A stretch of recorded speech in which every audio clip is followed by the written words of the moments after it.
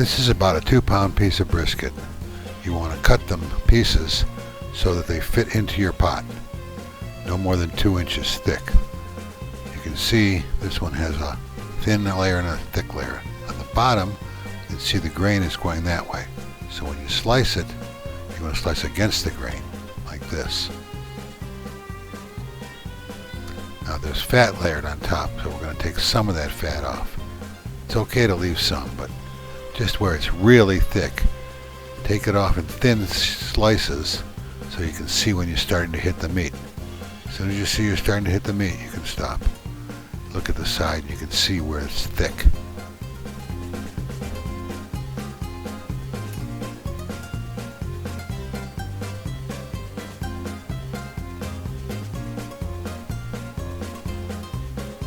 We're using a pressure cooker here.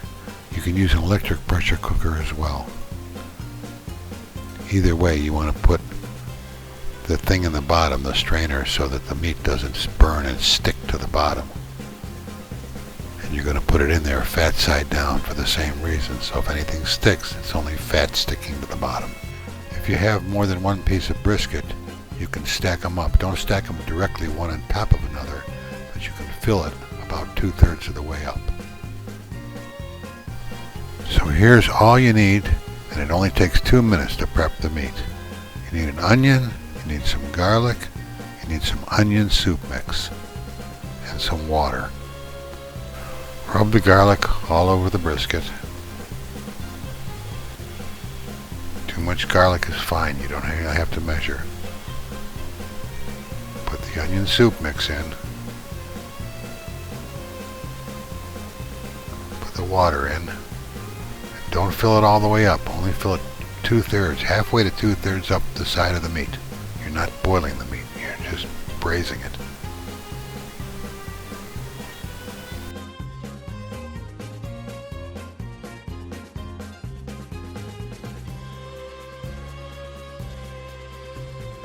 Now all these items are strictly optional. Add them if you like them. I'm going to leave this pretty plain. I'm going to add a little bit of wine. Not enough to really taste it. I'll add a little bit of paprika for color. Some people like a lot of flavor of paprika. I'm not going to add any parsley or any. Pepper's always good, a little bit of flavor. I'm going to add 1 bay leaf. And I will add celery seed.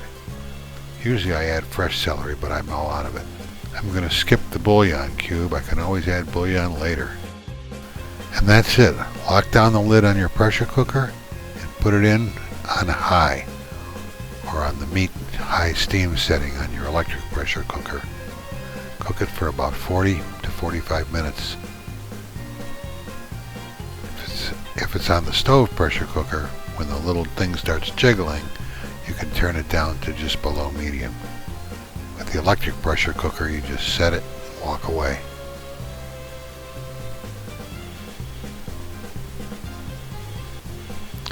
Set a timer so you don't forget.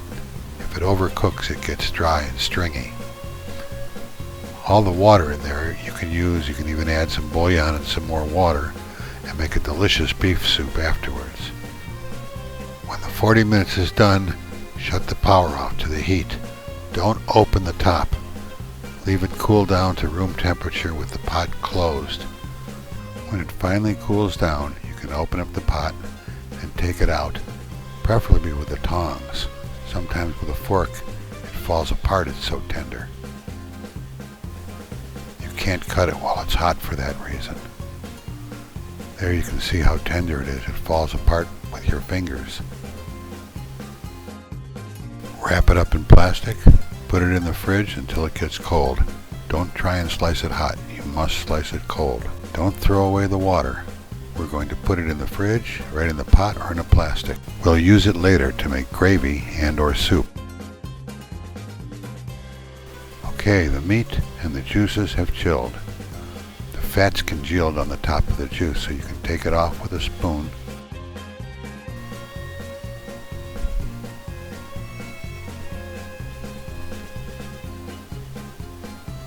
Okay, we're going to unwrap it and cut it. Sharpen the knife before you cut it.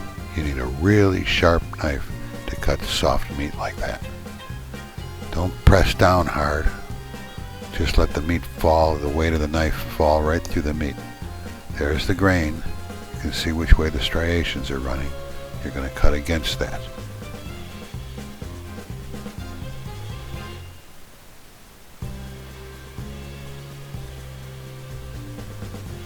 And long strokes, not pressing down hard.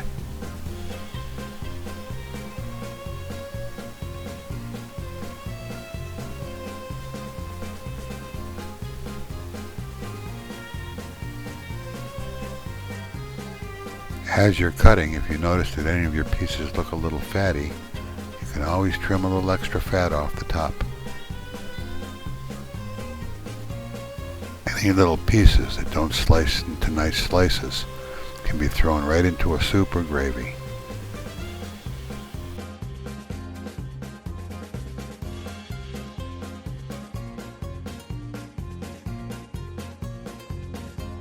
To make the gravy, we're going to take a pan on medium heat with olive oil and use about 1 tablespoon of olive oil to 1 tablespoon of flour to 1 cup of water.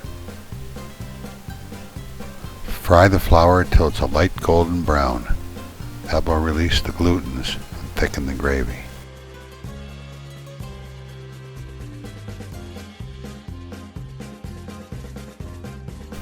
Once you've got that nice chestnut color, we're going to strain in some of the juice. Not all of it, we're going to make some soup later too. But this is all that wonderful brisket flavor. Stir that in and it'll thicken up. We'll add water as necessary to get a nice gravy consistency.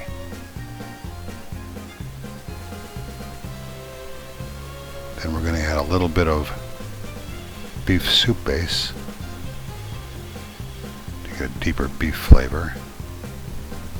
That's very salty, so you don't need to add any salt. A little more water if it's still too thick, and a little gravy bouquet just to darken it up. It looks better, no flavor difference.